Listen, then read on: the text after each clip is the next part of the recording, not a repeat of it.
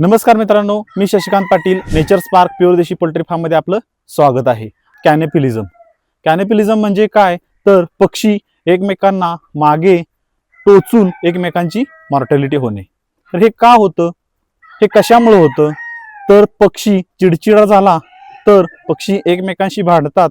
त्या पक्ष्याचा पंखातून उपडल्यानंतर रक्त येतं आणि लाल कलर दिसल्यास सर्व पक्षी त्याच्यावरती तुटून पडतात आणि त्या पक्षाला मारून टाकतात. तर हे का होतं, याची कारणे काय? पहिली गोष्ट, जर पक्ष्याच्या खाद्यामध्ये सतत तुम्ही बदल करत असाल, त्याला संतुलित आहार मिळत नसेल तर पक्षी एकमेकांना टोचू शकतात.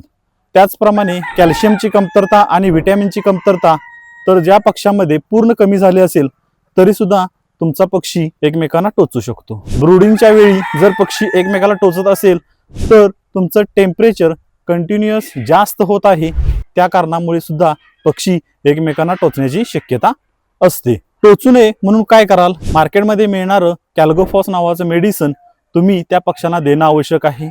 MH लीव 3 दिवस देणं आवश्यक आहे. हिरव्या चाऱ्याची सोय करणं, हिरव्या चाऱ्यामध्ये तुम्ही कोबी टाकू शकता, त्यानंतर कोणताही हिरवळ असणारी वनस्पती आपण त्या पक्ष्याच्या खाद्यामध्ये टाकू शकता, जेणेकरून तो पक्षी त्याच्यामध्ये व्यस्त राहील आणि एकमेकांना टोचणार नाही.